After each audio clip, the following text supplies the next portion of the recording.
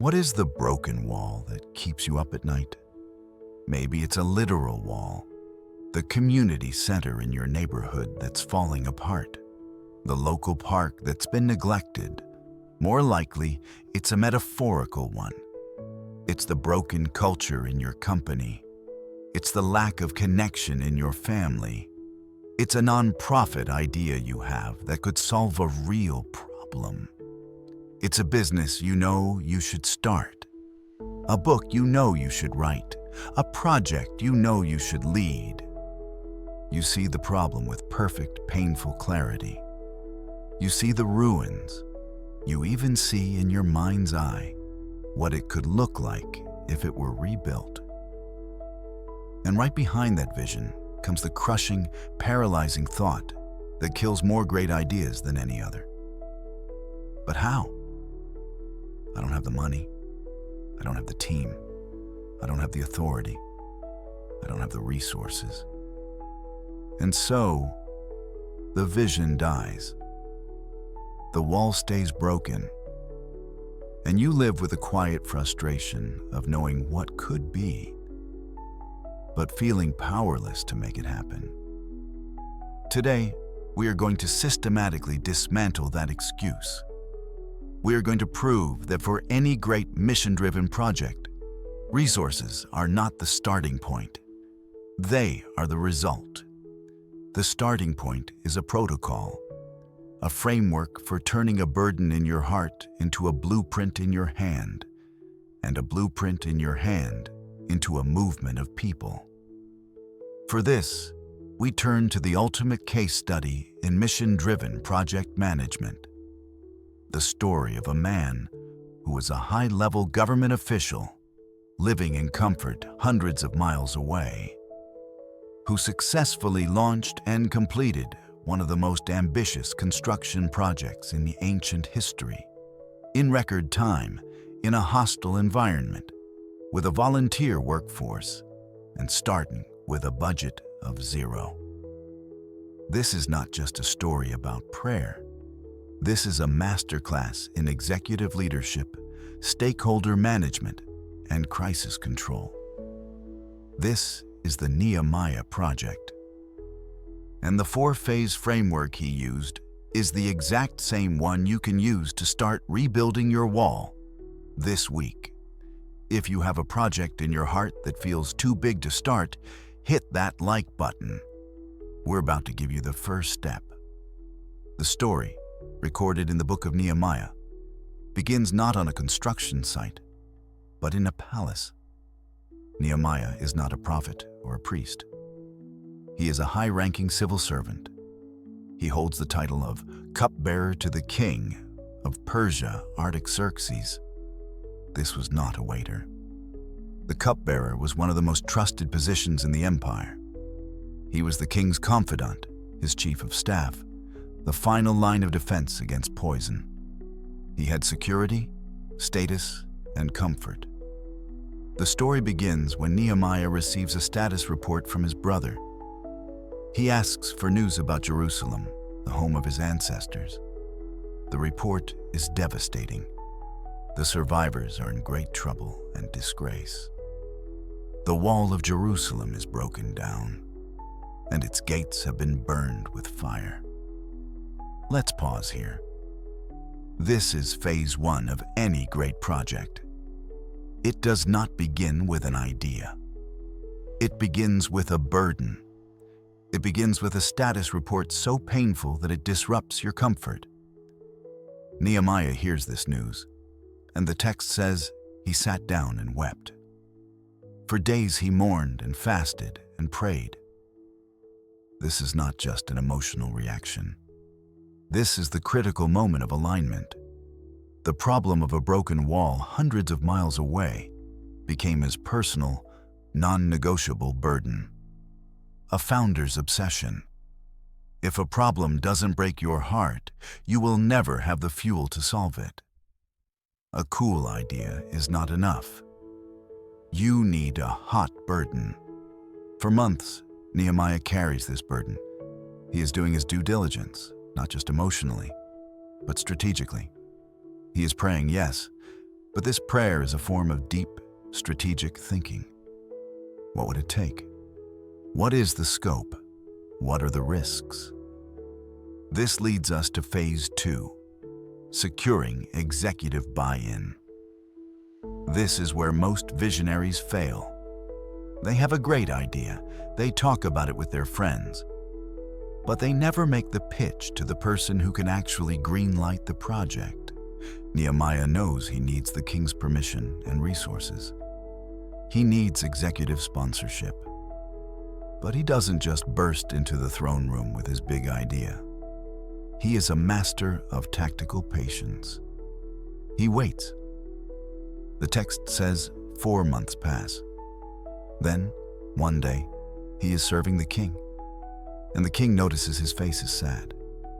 This is a high-risk situation. A sad face in front of an absolute monarch could be interpreted as discontent, and it could get you killed. The king asks, "Why does your face look so sad when you are not ill?" This can be nothing but sadness of heart.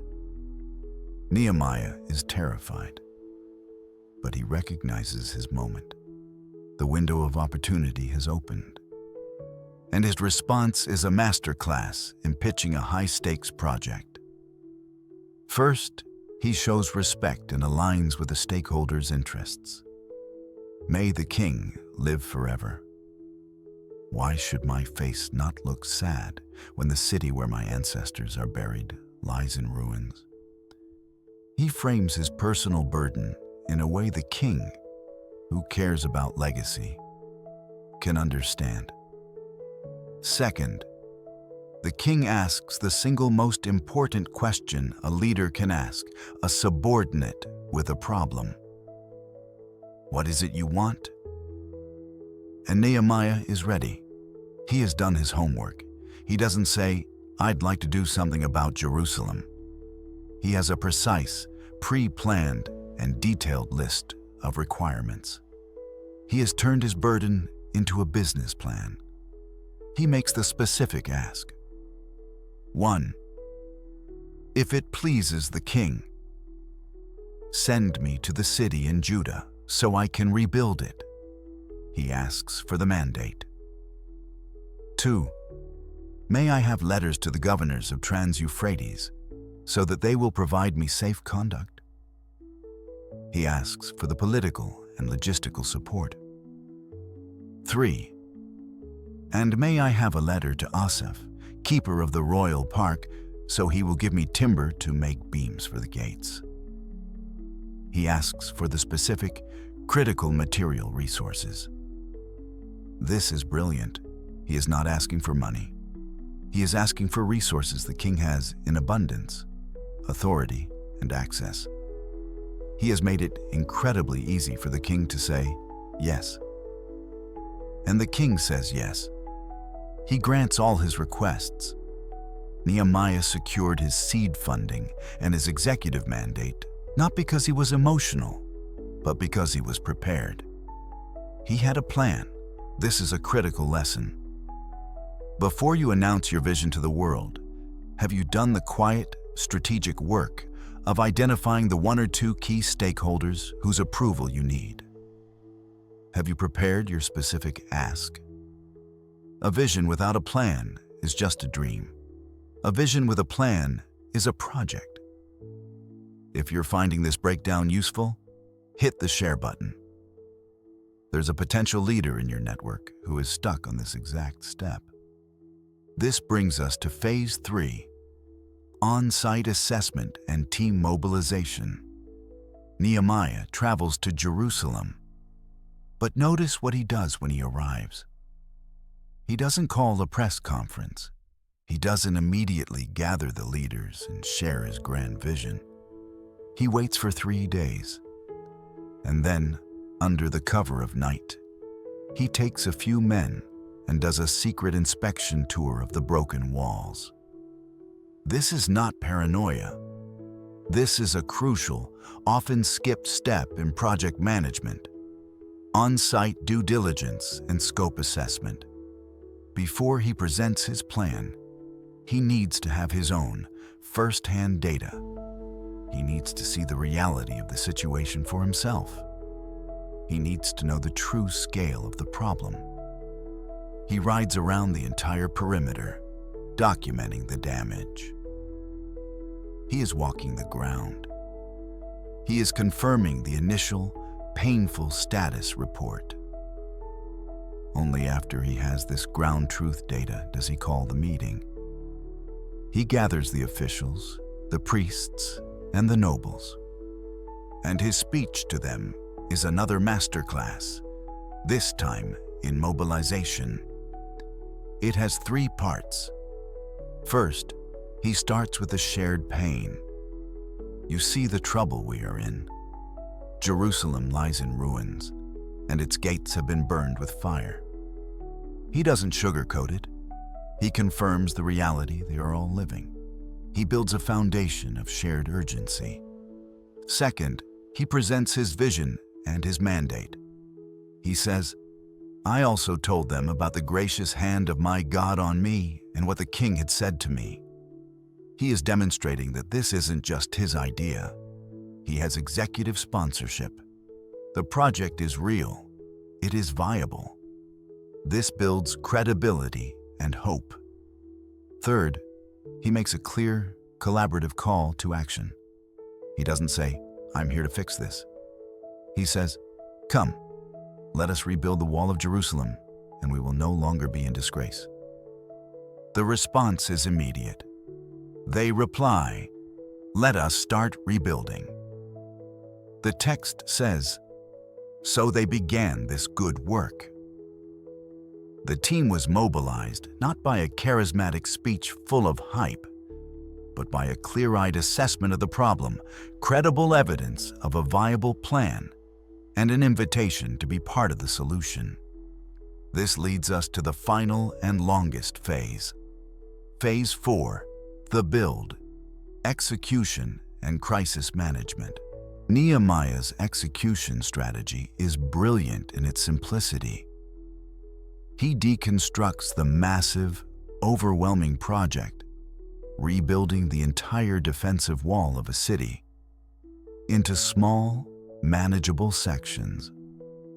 And he assigns each section to a specific team with a personal stake in the outcome. The text gives a long list. This family rebuilt the section by their house. This guild of perfumers rebuilt the next section. The priests rebuilt the section by the gate. He gave people ownership over a piece of the project that was meaningful to them. This is decentralized command at its finest. He didn't micromanage. He distributed the work and empowered the teams. And the result was incredible speed and progress. But no great project goes unchallenged. As soon as the work begins, opposition arises. Local rivals Sanballat and Tobiah see the rebuilding of Jerusalem as a threat to their own power and influence.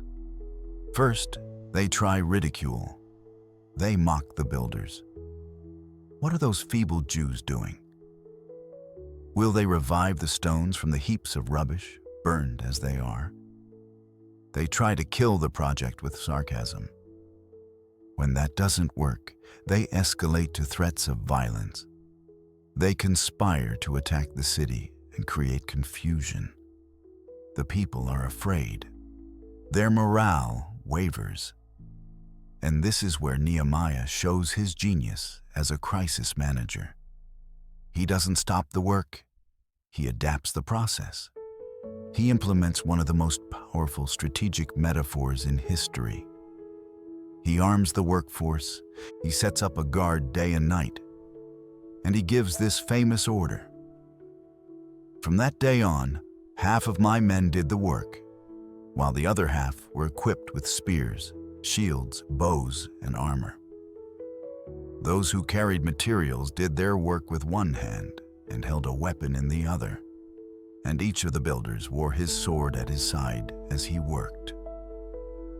This is the ultimate protocol for any mission-driven project in a hostile environment.